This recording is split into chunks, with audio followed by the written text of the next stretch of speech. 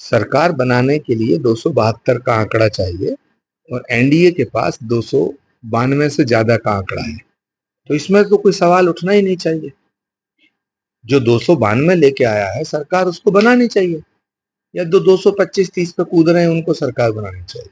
कि जैसे तेजस्वी यादव जी ने दिल्ली आने से पहले कहा था कि हमारी बात चल रही है, और उससे पहले जयराम नरेश ने भी कहा था कि एनडीए गठबंधन के कुछ घटक दलों से हमारी बातचीत चलेगी, हम सरकार बना लेंगे, और दावा भी कर रहे हैं कि सरकार हम जल्द से जल्द बनाएंगे। ये सब देश को लूटने के लिए सरकार बनाना चाहते हैं, और देश की जनता ने तीसरी बार लगातार नरेंद्र मोदी जी को अपना प्यार दिया है। नरेंद्र मोदी जी अकेले ऐसे नेता हैं जो अपने दम पर 250 के करीब सीटें लाए हैं, और एनडीए के साथ मिलकर के 292 293 सीटें आई।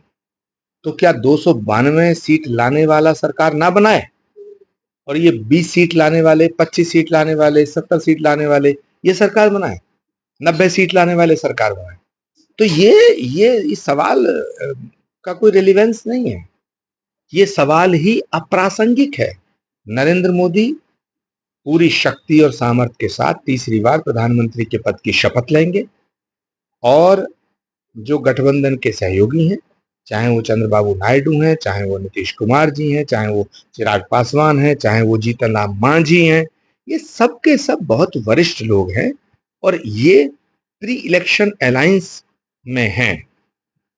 और मुझे लगता है सभी लोगों ने ये बिल्कुल बिना शर्त कह दिया है कि नरेंद्र मोदी जी के साथ हैं और वो रहेंगे। लेकिन सूत्रों से कुछ ऐसी जानकारी मिली है कि चंद्रबाबू नायडू जो है वो कुछ महत्वपूर्ण विभाग मांग रहे हैं।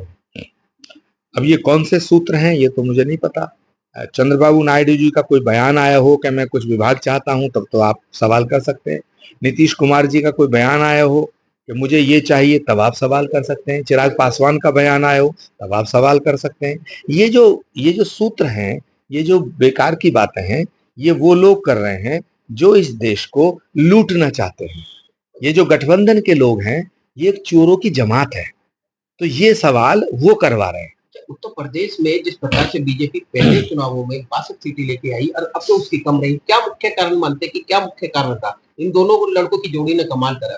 कोई लड़कों की जोड़ी ने कमाल नहीं किया। ये लड़कों की करामात नहीं है।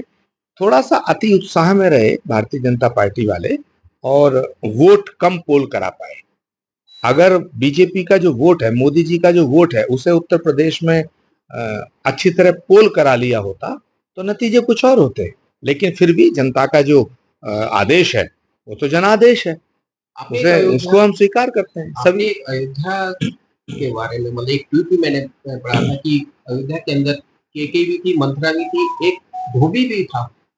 इसके बारे में थोड़ा सा नहीं, सवाल इस बात का है कि अयोध्या वासियों को ये समझना चाहिए था कि भाई इतना लंबा संघर्ष, इतनी लंबी लड़ाई के बाद सनातन धर्म के मानने वालों को ये गौरव हासिल हुआ है कि अयोध्या में भगवान राम का भव्य मंदिर बना है। तो वहां से बीजेपी का हारना बड़ा आश्चर्यजनक था।